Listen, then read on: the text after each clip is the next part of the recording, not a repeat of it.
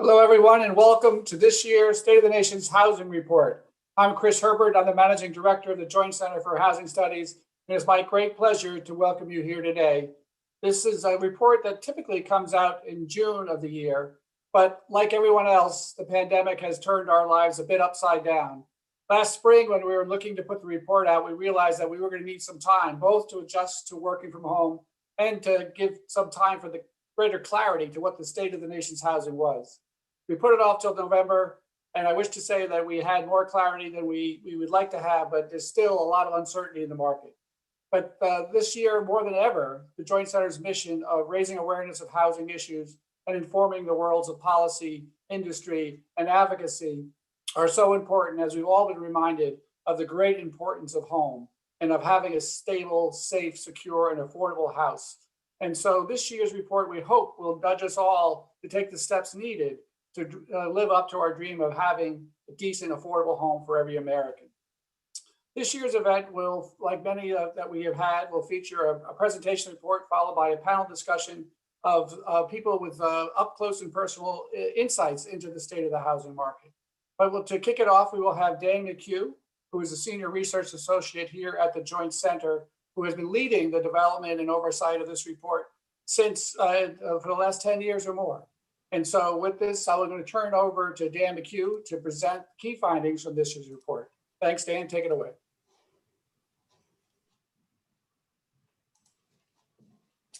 Thanks a lot, Chris. And thanks everybody for tuning in.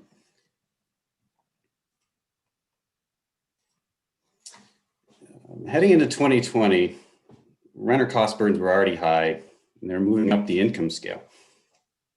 Here we see how for lowest income renter households, conditions have barely improved since 2011. More than 4/5 of households with incomes under $25,000 were at least moderately cost burdened in 2019, including 62% paying more than half their incomes for housing. Tight supply and rising rents have increased the pressures on moderate income households as well, lifting the share of cost burdened households earning between $25,000 and $50,000 from 44% in 2001 to 58% last year. You can see here also the share of these households with severe cost burdens doubled from 8% to 16%. The economic fallout from the pandemic has only amplified this rental affordability crisis. As of late September, more than half of lowest income renters lost wages since the beginning of the pandemic. Roughly 1 in 5 renters were behind on rent. So far, state and federal moratoriums have slowed evictions, but without additional federal aid, many households that have missed payments may be unable to cover their back rents and will find themselves on the brink of eviction and at risk of homelessness. Homeowners haven't been spared from the effects of the pandemic, particularly low income and households of color, who are more likely to have lost income during the pandemic and more likely to be behind on their mortgage payments. This chart, we see how, as of late September, the share of homeowners behind on their mortgage varies widely by income, ranging from just 6% of households with incomes $75,000 a year or higher, all the way up to fully 21%, or 1 in 5 homeowners with incomes below $25,000. We also see here that regardless of income, households of color were worse off, such that in total, while 7% of white homeowners were behind on mortgage payments as of late September, share was nearly 2.5 times higher among Hispanic and Black owners, and twice as high among Asian owners.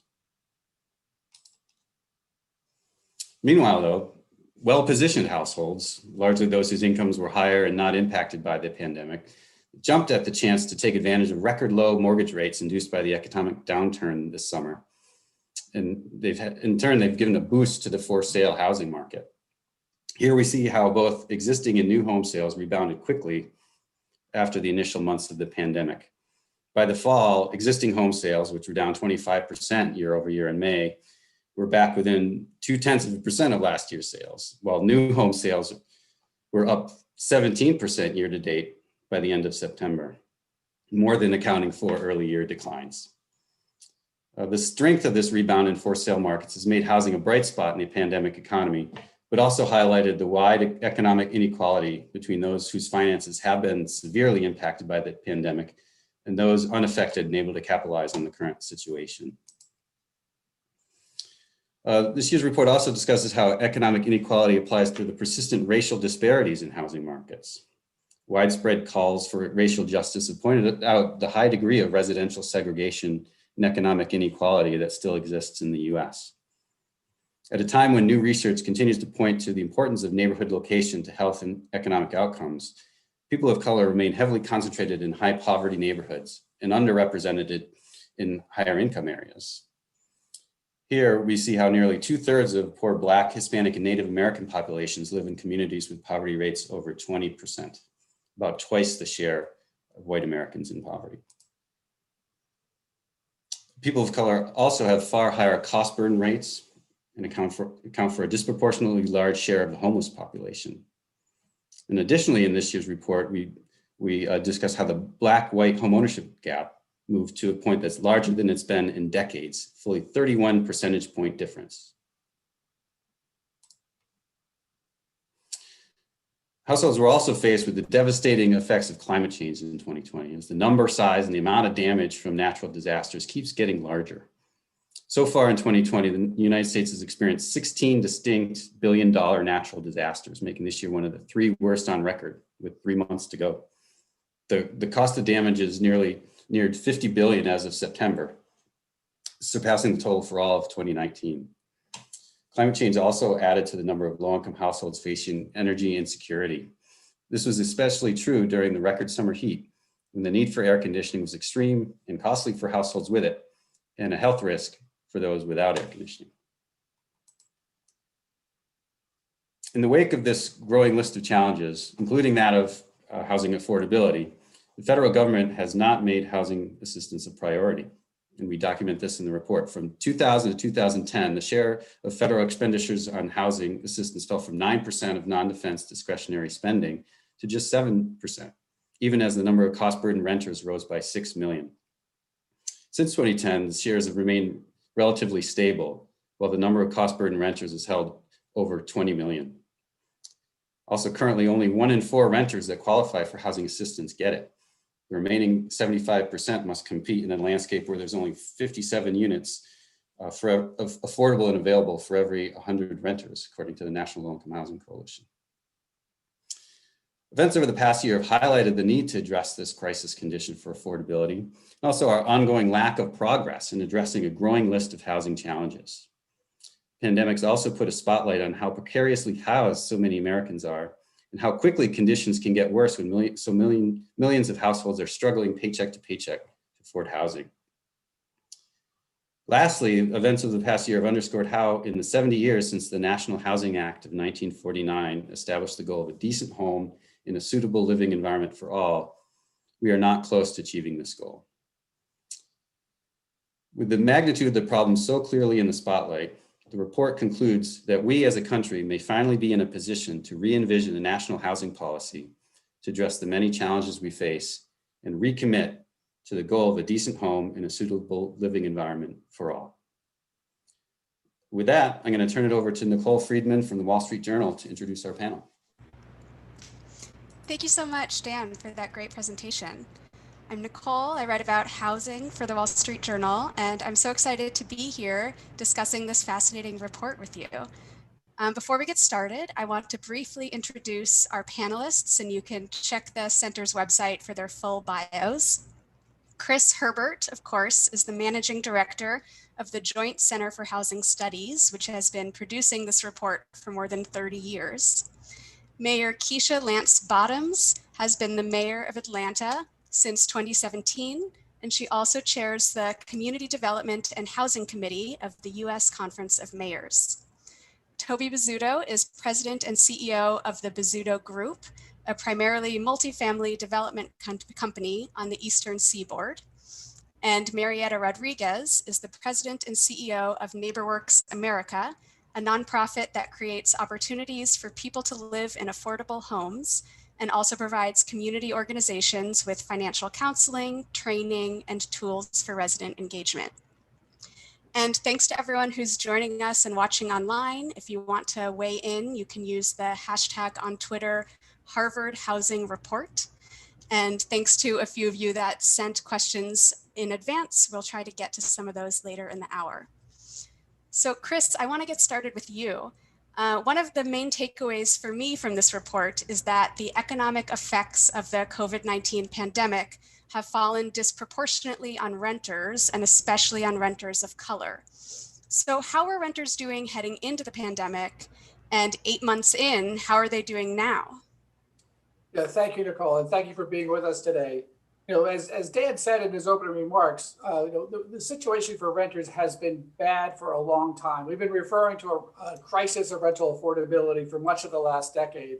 Now, if you go back to 2001, we had about 14.5 million renters who were paying more than 30% of their income for housing, so-called cost burden. If you fast forward to 2014, that number had grown by over 6 million, and the share of renters paying her cost burden was more than half. Since then, the economy has been at full employment for a long time. Wages have grown. One would expect that during those good times, we would see this problem diminish.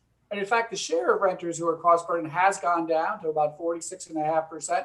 But the number of renters who are cost burden has stayed stubbornly high at 21 million, nearly 11 million of whom are spending more than half of their income for housing.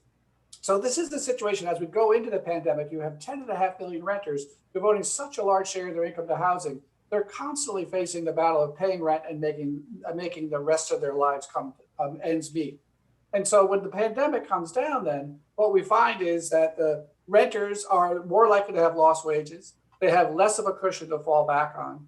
And as you said in your question, the problem has been disproportionate among particularly low income people of color, renters of color. And so overall, about 15% of renters in late September were behind on their rent. About 20% of those making less than $25,000, and 1 in 4 Black and Hispanic renters were behind on their rent. And so, yes, we had a crisis of affordability before. This crisis was particularly predominant among the poorest households. As Dan had shown that exhibit, the first exhibit from the report, it shows the share of renters by income level who were cost burdened. And among those making less than $25,000 a year, it's 4 out of 5 who are cost burdened, 2 out of 3 who are severely burdened. And so again, the pandemic has compounded an existing problem and really highlighted the weaknesses of our safety net to support people in getting a housing that they can afford. So Mayor Bottoms, I want to get your perspective from what you're seeing in Atlanta. And what steps has your administration taken during the pandemic to help people in Atlanta who are struggling with their rent? Well, first of all, thank you for having me today. It's an honor to join you to talk about this. I was looking at some recent statistics in Atlanta. This was a survey that was done by the Atlanta Regional Commission 2020 Metro Atlanta Speak Survey. 28% of City of Atlanta residents who were employed before the pandemic were laid off, terminated, or furloughed due to COVID-19. 32% of the residents received help from a food bank since March. 49% of all Atlanta respondents said that they had had hours of wages reduced or had to quit their jobs for safety reasons. So we obviously, like the rest of the country, have been very hard hit, not just by the pandemic itself, but also by the economic fallout from the pandemic. And at the onset of COVID-19 converging upon our city, we just began in rapid fire thinking of things and ways that we could perhaps help people navigate this. And then almost in a prophetic way, we had 2 positions that we created in our administration that had never existed before. One was a chief health officer, one was a chief housing officer. So with the guidance of both of them, we did what I call these common sense things. We began to suspend water payments to just make it easier for people to have money in their pocket. We set up some food giveaway programs, which we've continued for our seniors and especially for our families with kids who weren't getting those meals in school. But then on top of that, we created a series of funds, including some rental assistance funds, that we thankfully have been able to move from our city reserve budget funds onto the CARES Act funding, which has been tremendously helpful for us in Atlanta. So with that rental assistance funding, you can get up to $5,000 for assistance or for mortgage assistance. You can also, if you are an owner and you are renting and you have renters, you can access that funding. That's been tremendously helpful. And then of course, there's our homeless population. We stood up a hotel in Atlanta to be able to house many of our homeless who have been exposed to COVID-19. But recently we cleaned up an encampment near downtown Atlanta, and we were able, through that cleanup, to go in and house 75 people who were experiencing homelessness and provide them with wraparound services. So in so many ways, this has been an opportunity for us to be creative and move faster than we quite often do in government. But what we're seeing, even with all that we're doing, it's not enough, and there's still so much more to be done. Yeah, so Marietta, NeighborWorks partners with hundreds of organizations all over the country that work directly with renters and homeowners, and in some cases, they manage rental units themselves. So what have you been hearing from your network organizations about what they're seeing on the ground? Is it similar to what the mayor has been seeing in Atlanta? Yeah, thank you for including me. It's a good question. We've been hearing from, we have more than 240 organizations that are working on the front lines of this pandemic every single day. And we have been surveying them in real time. And I think I can summarize what we're hearing from them in 4 big themes. And they're very much related to both Dan, Chris, and the mayor's comments. First of all, organizations have experienced huge increases in service demands. And there are services that they don't always provide. For example, addressing food insecurity, increased utility assistance, rental assistance, and budget help. But along with the services, the increased service demands, organizations have also seen a huge skyrocket in unexpected expenses, enhanced cleaning, supplies, paying for personal protective equipment for residents in properties as well as in their offices. Our organizations report that from mid-March to the end of September, they've experienced over $30 million in unexpected costs. So I think that's one big bucket. The second theme that we hear is that 75% of our housing counseling organizations are hearing from homeowners that they are either delinquent or they're about to become delinquent, and they want to know what they can do. But what perhaps is more troubling is that half of those that are reaching out for housing counseling aren't aware of the forbearance or other mortgage workout programs that are available today. And I think that's evidence. We have almost 400,000 loans in the United States that are delinquent that could otherwise be eligible for forbearance. So people just don't know what options there are out there, which is very reminiscent from the 2008 foreclosure crisis. The third theme that I would highlight is that organizations in our network, as you mentioned, provide 175 rental units, affordable rental units in the United States. And they're seeing about a little bit more than 10% rental loss in revenues, people just unable to pay for their rent. They're also experiencing demands for rental assistance. This is somewhat of a concern, as you heard Dan and Chris talk about. We started this pandemic with low inventory on the rental side, particularly in the affordable market. If these rental units cannot be sustained as affordable rental units, we could see a real loss of units, which will put even more pressure on the market to house people who are looking for affordable rental units. I think the fourth thing that I would highlight for you is this pandemic has highlighted the lack of stable broadband in America, particularly in rural neighborhoods and rural communities.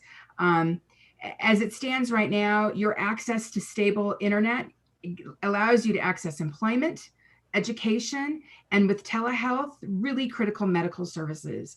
And we have to be able to close the digital divide in the United States. And we're hearing that folks really are feeling left out. Those are the big 4 themes that I think I would highlight that we're hearing from our network.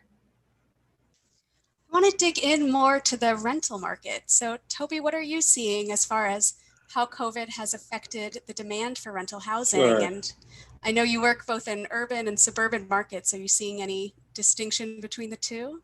Yes, it's a pleasure to be here. Thank you. And to address the totality of the rental market, we need to recognize that we're in the perfect storm of several colliding events. We have a pandemic and its commensurate economic toll. You have social unrest, of course, due to racial inequality, and then the impact of climate change on top of all of that.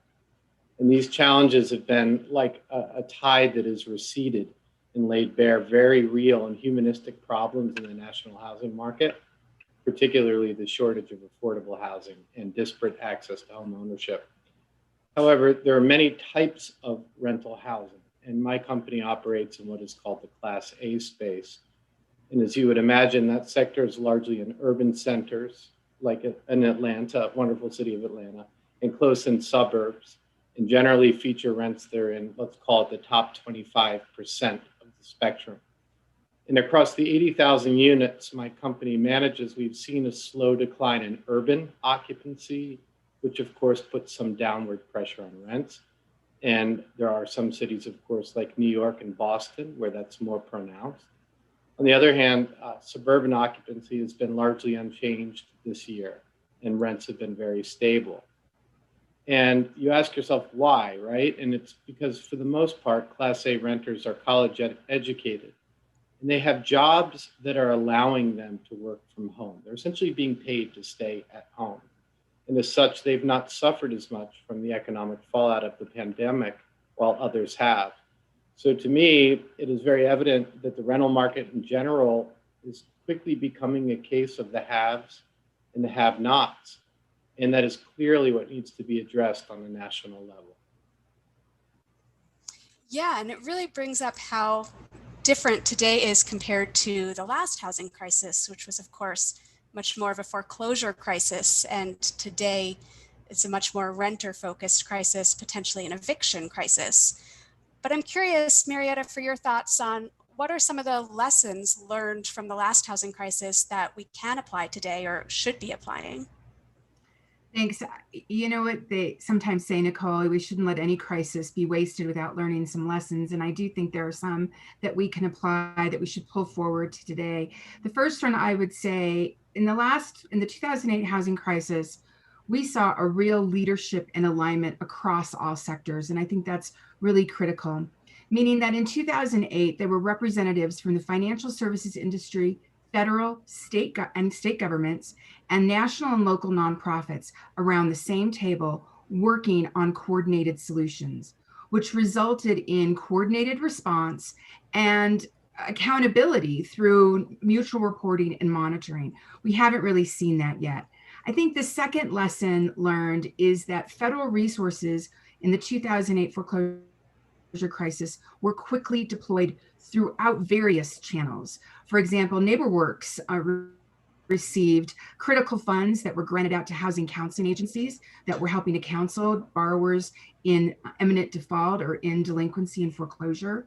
HUD enacted the National Stabilization Program that provided money to address abandoned and foreclosed properties. Treasury implemented under TARP, the Troubled Assets Relief Program, Making Home Affordable, HARP, we saw HAMP, all that standardized mortgage assistance. States were granted hardest hit funds to deploy to communities. So that rapid resource deployment is really important.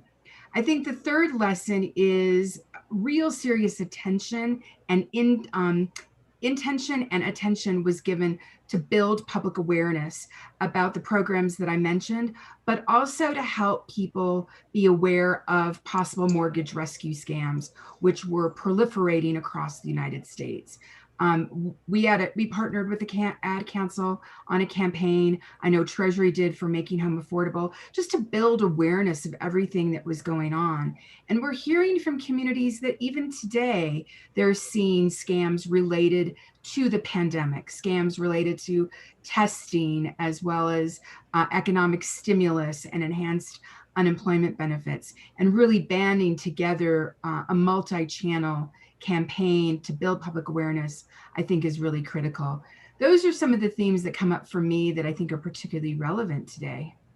Nicole, and if I could just add to that, I think Marietta referred to NeighborWorks' role in rolling out housing counseling during the foreclosure crisis. And one of the benefits we had for the mortgage sector was we had an infrastructure to build on. We had an infrastructure of servicers who had contact with borrowers. We had an infrastructure of counseling agencies. One of the challenges we face in this pandemic and building on those lessons from the last one is that we in some ways need to build that infrastructure more because we don't have an infrastructure to reach out to renters and landlords the same way we did.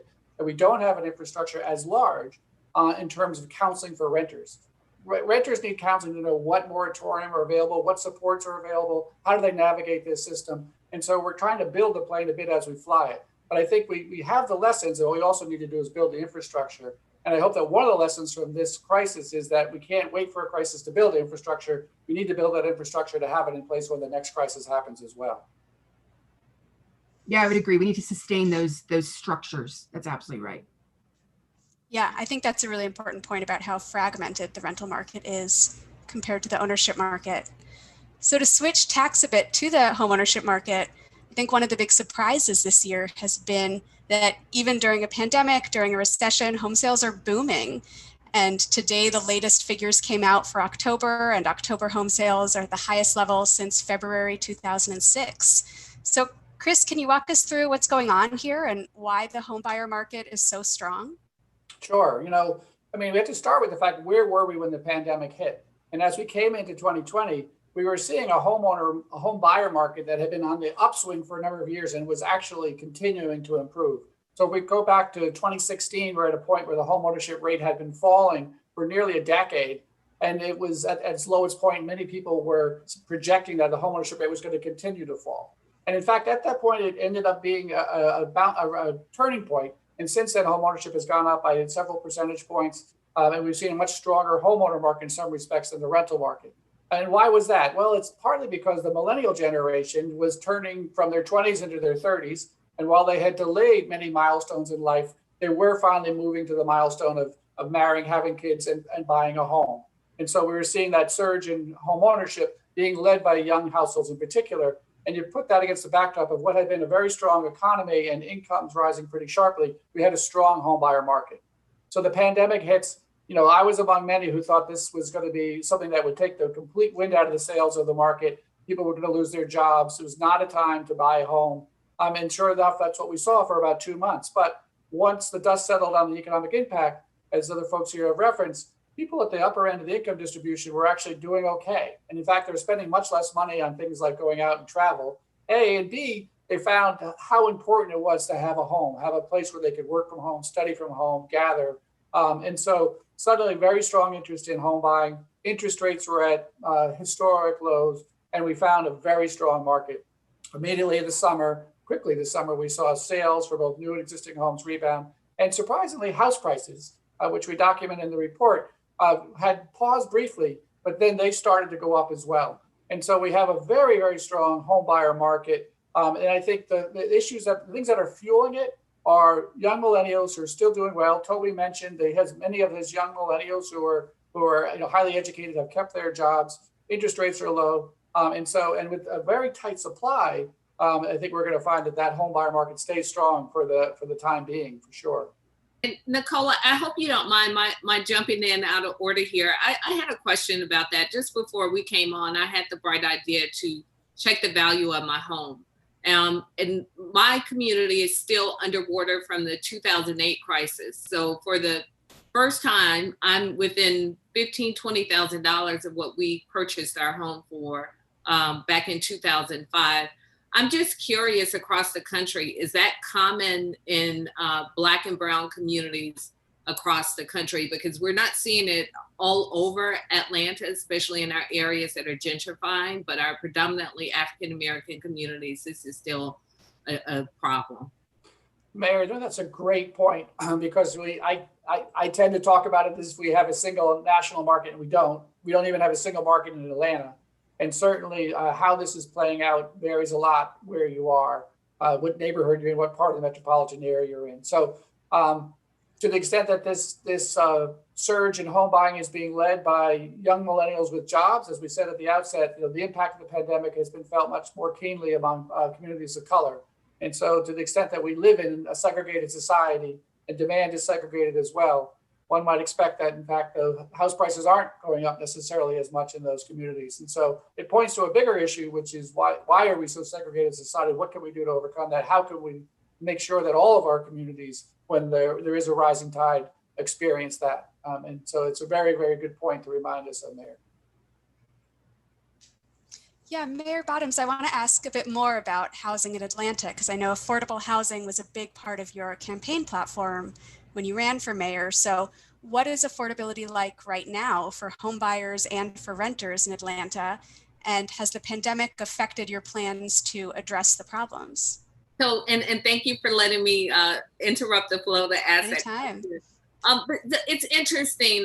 Maynard Jackson was elected mayor of Atlanta in 1973, and then reading his biography, he talks about affordable housing being a challenge in the city. So it is absolutely astonishing that this is still a challenge for us. When I ran for mayor, we set a very ambitious goal of $1 billion towards affordable housing, 500 million in private investment, 500 million in public investment. We've made some great strides. We were very clear in our metrics, creating and or preserving 20,000 affordable housing units in the city by the year 2026. We negotiated a big redevelopment deal in downtown Atlanta. We did something we had never done before. As a part of that redevelopment deal, we set aside funding, about $28 million for an affordable housing trust fund. So we tried to be creative. And in keeping with that push, just before the pandemic hit, our administration had put forth a proposal for a $200 million affordable housing bond in the city of Atlanta. Well, of course, now everything has changed because we don't know what the impact is going to be on our city's operating budget. We've had to slow down on the affordable housing bond, which is problematic because obviously the need is still there, but we were able to get out our housing affordability action plan, which lays out a very clear blueprint and action items that we can continue to take in the city of Atlanta to reach our goals. So it is, it's a work in progress. It still remains a priority. Workforce housing, affordable housing is still a challenge in our city. Thankfully, we were very clear with our goals and with our metrics, so we've been able to track it. But we are going to have to re-examine how we continue to push toward that goal, given where we are with COVID-19 and not knowing how long we'll be in recovery economically after the pandemic ends. Yeah, and I want to pick up on your question about the effect on Black and Brown communities. And one of the kind of most shocking stats in the report, I think, is that the homeownership rate overall rose in 2019, but the Black-white homeownership gap widened to more than 30 percentage points, and it's the biggest gap since 1983. And so, Marietta, I want to get your thoughts here on what are the obstacles keeping Black homeownership from rising alongside white homeownership, and what should be done to shrink the racial homeownership gap? Well, we know historically that in order to understand this issue, we have to think about the context and history, right? So this slippage and this gap is really the direct result of decades of structures that have made it harder for communities of color to become and remain homeowners. Particularly Black households were hit much harder disproportionately during the housing crisis, because many Black households bought at the peak of the bubble and bought and borrowed at much higher rates than other groups. They were sold a much higher proportion of subprime mortgages, even when they qualified for prime loans. And as you've even heard the mayor discuss, particularly communities of color have taken a much longer time to come back or have yet to recover from the 2008 foreclosure crisis. So I think all of this contributes to the widening gap that we see. And we know that homeownership is one of the best ways to establish wealth in the United States. And homeowners generally have a much larger voice in their community. owning land in the United States gives people power in a different kind of stance. So I think it's really important that we think about how we turn this tide. And I think that we can. For example, I think we must advance supportive policies at the local and federal levels. We have a golden opportunity right now as the banking regulators are looking at modernizing the Community and Reinvestment Act, or CRA. This is a prime time to examine the banking policies that promote investment into communities at all levels. I think cities and municipalities need to see what the impact on their budgets the pandemic has had on their budgets, but I think that they're going to need to retain and attract a skilled workforce, and having a healthy homeownership market is critical to that. Number two, I think we really need to continue to invest in mainstreaming homebuyer preparation, homebuyer education, homebuyer counseling. We need to make sure that folks are prepared to take on the responsibilities of a mortgage, know how to shop for the right mortgage for them and the right property. You know, I liken it a little bit to first-time drivers. Insurance companies give first-time drivers a cut in the rate when they go through driver's ed. New mothers are often encouraged to take birthing classes. I think we need to build this mainstream expectation for particularly for first-time home buyers as they take on that responsibility. I think you've heard the themes both in Dan and Chris's comments, but we need to address the lack of affordable inventory. There's just not enough inventory on the market for folks to buy in places that they want to buy. Number four, I think we need to really think about building equitable market channels. And what I mean by this is building a market channel that supports our desired outcome for more home ownership in these communities. So from home builders to lenders to realtors, all of those markets are incentivized by a payment structure that pays on commission.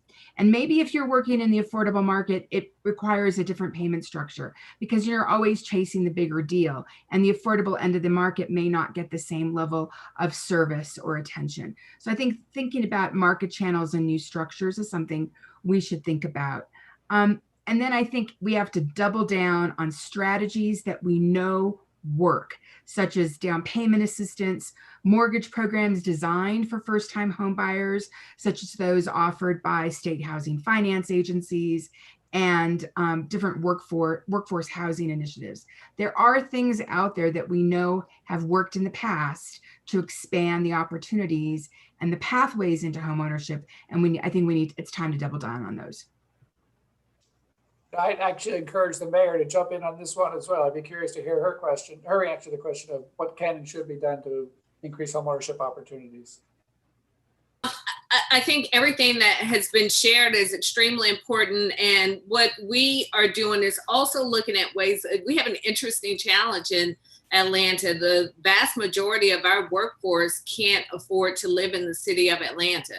So we are providing incentives to people and helping make it easier for them to afford to live in Atlanta through Invest Atlanta, which is our economic development arm. But another important part of this, and I mentioned my community, for example, even in areas of the city that may still be affordable, there's the challenge of not having our schools where they should be to bring in younger families.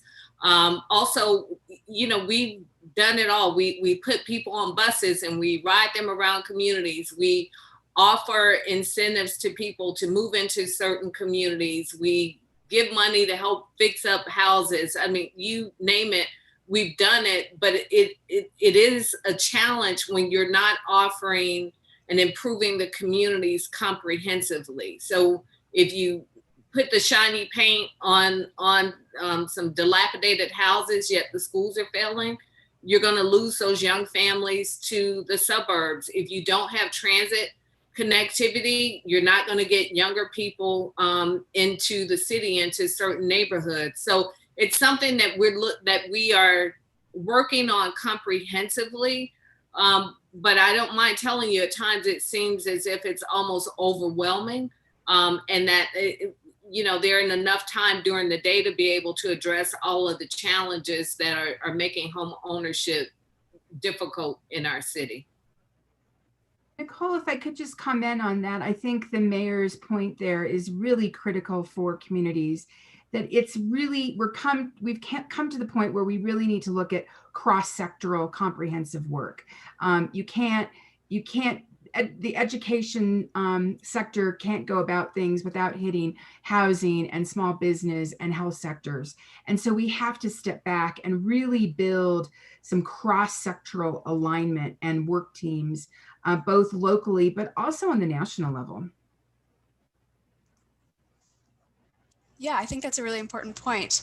And I'm curious to talk more about expanding the supply of housing, particularly affordable housing, because we've discussed the shortages there. And on the rental side, there's been a very strong market for developing higher end apartments, but there's still a very limited supply of more affordable rentals. And as Marietta was saying, there is maybe a concern about losing some of those units in the future. So Toby, what would it take to expand the supply of affordable rental housing?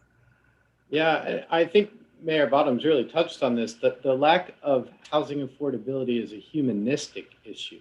And if it's not addressed urgently, we're just going to continue to perpetuate the inequities faced by people of color and a lack of stability in the overall housing sector.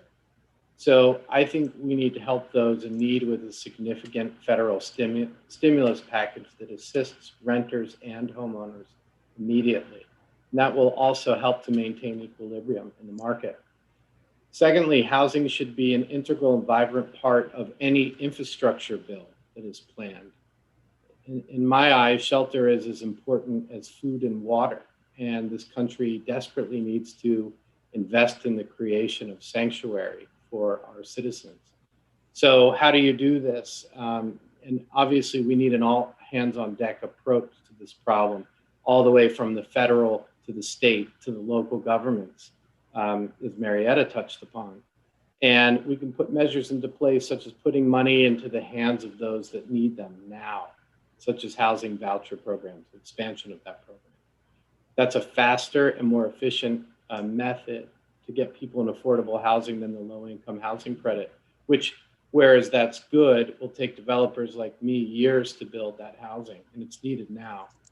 We need to create regulatory and tax incentives to encourage private developers to build affordable housing.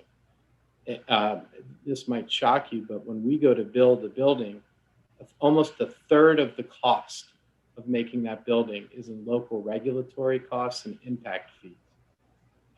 So that makes the cost of providing affordable housing prohibitively expensive, even with the best of intentions. And lastly, of course, the government needs to continue to ensure the availability and affordability of mortgage financing, as well as the stability of the entire housing finance system. So it's very, very complex. And as Mayor Bottoms said, sometimes it feels like there is not enough hours in the day, but COVID has really illuminated these disparities in our culture. And I think this needs to be addressed immediately. And then Nicole, if I can just add one other thing that I didn't mention, education is a key component. In many of our legacy neighborhoods, there are so many who own homes or who have family homes that don't recognize the value in the communities and the proximity. And in Atlanta, it's the Beltline, which is a trail that goes through many of the historic neighborhoods in the city. And it's been a game changer for our communities. But for many people, it's counterintuitive to go and walk on the trail alone. So part of it's education on, as our neighborhoods improve and they redevelop and they gentrify, why this is for everyone and why it's for the community that's stuck with these neighborhoods for generations. And then the other piece that's a huge challenge is the legal challenge. In many African-American communities, especially only a few generations of home ownership is the story of those families. That's the story of my family. So when my grandparents died and didn't leave a will, it was left up to the kids to have to sort out who would pay the taxes, et cetera. And when someone comes by and says, I'll give you $50,000 for this house, the property taxes are $10,000, sounds like a good deal, except for the house may be worth $500,000. So we've really been pushing that messaging, just saying to people and the families, don't let your houses go. Hold on to your houses because there's value there. And there's generational value in these homes that people often don't recognize. Do you see that too, Marietta, the need to educate current homeowners about the value of what they already own? Absolutely. And in fact, we have a whole team that works with communities about regarding neighborhood marketing that, as the mayor said, as neighborhoods get stronger and are improved, maybe there's a little bit of gentrification happening, the neighborhood can take on a new vibrant identity. And there is some efforts going on in communities across America to create neighborhood identity and rebrand themselves as places that are attractive to those new buyers who are looking for a new place to live. I think more communities need to look at strategies like that to attract people in and have them rediscover some gems that exist in cities that maybe have been overlooked over the last several years. Nicole, I just wanted to go back a second to Toby's line of thinking about what it takes to expand the supply. And I think he did a great job of laying out a blueprint of different things that are needed. I just want to highlight the kind of importance of thinking about what we refer to as capital A affordable and small A affordable. With capital A affordable being housing that really uses subsidies, like Toby referenced, the low-income housing tax credit program, the voucher program, which is absolutely essential for people who are well beyond the point at which any private developers like Toby could provide housing they can afford. And Toby, as much as his housing is subject to a lot of regulatory barriers as well, he still builds beautiful housing for a lot of renters who are at the upper end of the income distribution. And what we need more is incentives between the capital A affordable and the apartment buildings that Toby and his business puts together, the small A affordable. And the businesses like Toby would be happy to build that housing if they can get a return on their investment. And what that's going to take is creating the right incentives in terms of zoning and other regulatory barriers, but also tools that we don't use enough now, which are things like depreciation schedules and lower cost financing, which aren't going to be enough to get us down to helping the poorest households, but that middle income households with those kind of incentives, we can produce a lot of housing. If you go back to the 1980s, we had very generous depreciation schedules for multifamily housing, and we built a ton of middle market housing. And so I think if we really wanted to see that kind of segment of the market do better, there's tools we can put in our toolkit that would help expand the supply across a broader spectrum, because we need apartments, luxury apartments like the Mizuno Group does. We need LIHTC, and we need all that stuff in between. Yeah, I think, and we're segueing a bit now into policy discussion, what can be done on the governmental level. And one of the key conclusions of the report this year is that the US needs a national housing policy. So Chris, what does that mean? And why does the center think that the federal government should take a bigger role in housing policy?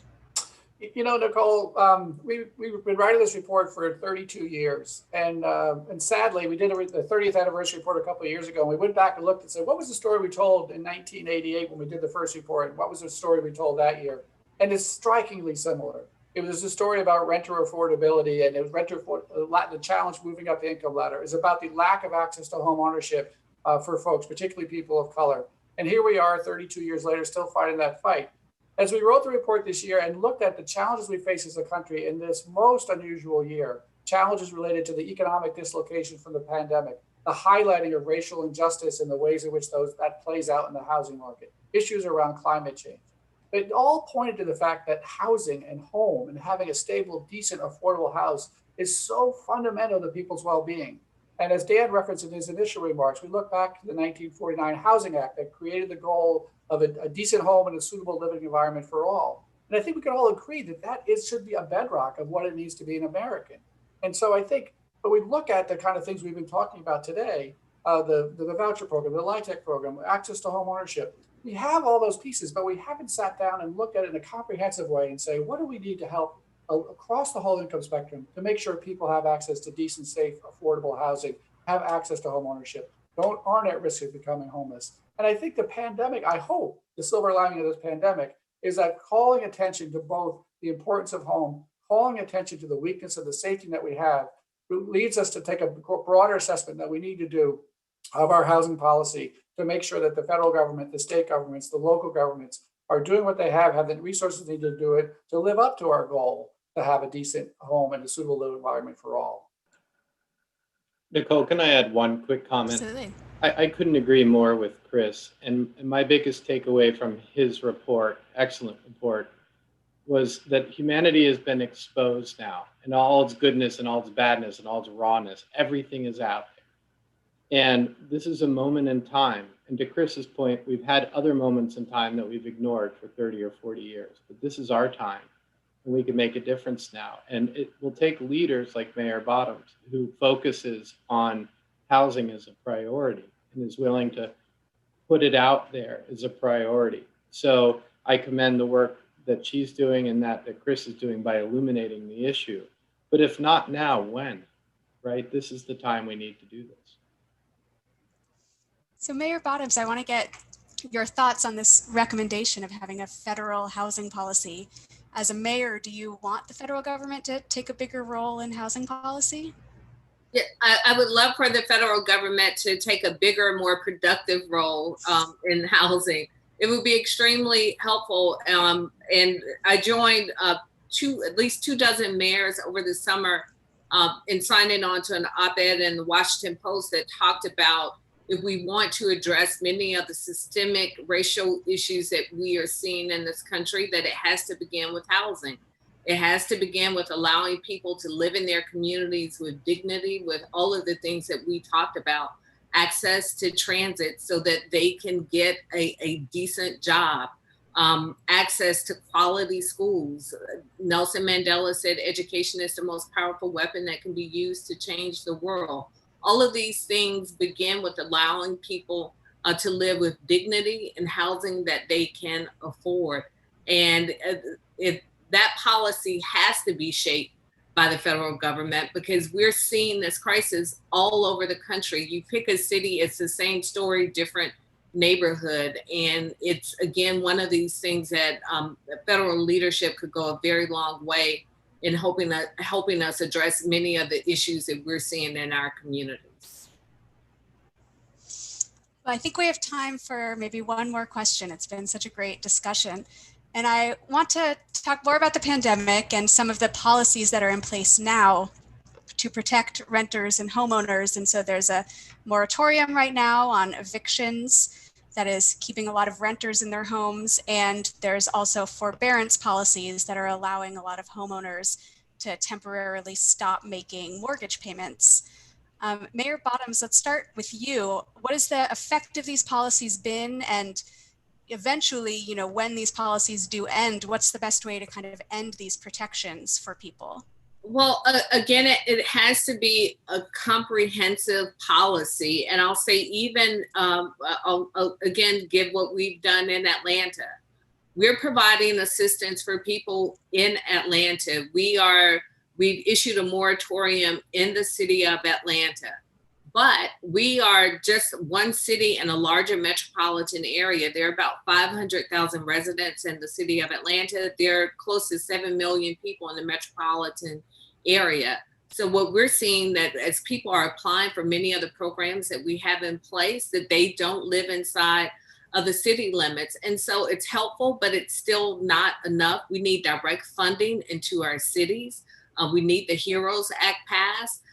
Fortunately, in Atlanta, we were able to directly access our CARES funding because we were able to get over the 500,000 population threshold. No other city in the entire state was able to directly access that funding. So they are now bogged down competing with the county, having to go through the state to get their allocations, whereby receiving that money directly, we knew what the needs were in our communities related to housing. We knew what the needs were related to our homeless population.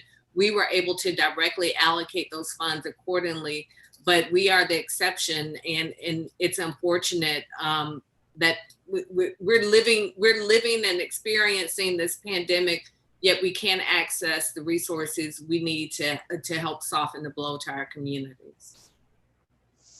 Marietta, do you want to weigh in here on what the effect has been of these eviction and mortgage payment protections?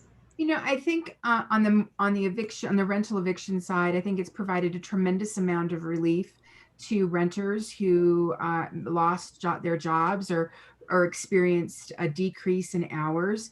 I think what it maybe fell short of, you still have landlords who need to do debt service and maintain those properties while people are in them and not making their rental payments. And so while it's been great on the one hand, we need to keep our citizens housed, we need to think about how the landlords and owners maintain that. That's particularly true for small landlords with smaller portfolios or one or two rental units. We worry about them. I think on the forbearance side for mortgages, again, I think many people have taken advantage of it, but we see that many have not, and they don't even know about it. So I think there is, as I said before, an awareness issue. But both of those things are scheduled to expire soon, but we don't see the economic impacts of the pandemic expiring soon. So there's a little bit of mismatch. So we are a little worried about what's going to happen after the first of the year in that first and second quarter, because many of these supports, short of another stimulus, are maybe going away or expiring. I think the other thing that we haven't talked about here that may be worth mentioning is the Paycheck Protection Program provided a great deal of support to small businesses throughout the country. That is also scheduled to expire, and so we might see some impacts of that. I think that was fairly effective once financial institutions were able to get the program stood up and running. I know our network applied for many PPP loans, and many of those loans went to help pay for extra staff and payroll for extended hours and providing the services that the communities were needing, as I discussed before. So I think the supports have had a good impact. I just worry about if they're not extended or if they expire, what's in store for us. And I just, on the eviction moratoria in particular, I think it's important to note this is just a moratoria on landlords carrying out evictions during a pandemic. It doesn't do anything to make up for the back rent. And as Marietta pointed out, landlords themselves have mortgage, property tax bills, maintenance bills, and the like. And so we can extend the moratoria, but all we're doing is extending the time into which we have to find a solution to what do we do about the back rent that's due. And I think on the forbearance side, there's more leeway because of the fact that lenders have an opportunity in many cases to tack those payments on to the end of the mortgage and continue. Now, two things I'd point out. One is that on the homeowner side, right now we had about 6 billion or so homeowners running to forbearance. About half have exited. The half who haven't exited are the ones who are probably in most dire straits. And while the forbearance assumes that you're going to go back to the income level you had before and you can resume those payments, it's not clear that everyone's going to go back to the income they had before. And what do we do about those homeowners? And if they're predominantly people of color, what do we do to make sure they maintain homeownership so we don't lose ground further? And on the eviction side, I would say there's been a lot of people calling for a long time to say we're going to see a wave of evictions. And thankfully we haven't. I think it shows the resiliency of people in making ends meet. But I do worry about the fact they've made ends meet through unemployment insurance, 12 million of whom people are going to run out of employment insurance the day after Christmas.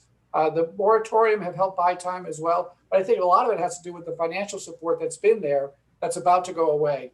And we're about to see the impact of this latest wave of the pandemic also have an impact on the economy. And as the calendar turns to January and as that unemployment rate likely ticks back up, I think we're going to see a big problem. And I hope we don't get lulled into sleep by the fact that people have managed so far, because there's only so long they can manage. And that's both renters and landlords alike. So it's a bit of a dark outlook for next year to close this off.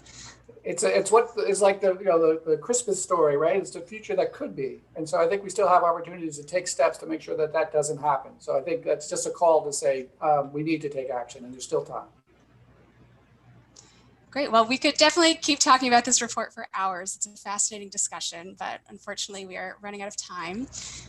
For everybody, the full report, which is fascinating, I highly recommend reading the whole thing, is available on the Joint Center for Housing Studies website. And we'd love to hear your thoughts on Twitter. You can use the hashtag Harvard Housing Report. And thank you again to Chris and to Dan and to all of our panelists for such a wonderful conversation, and have a great rest of your day. Thank you. You were a great moderator. Thank you. Thank you all. Indeed. Thank you all.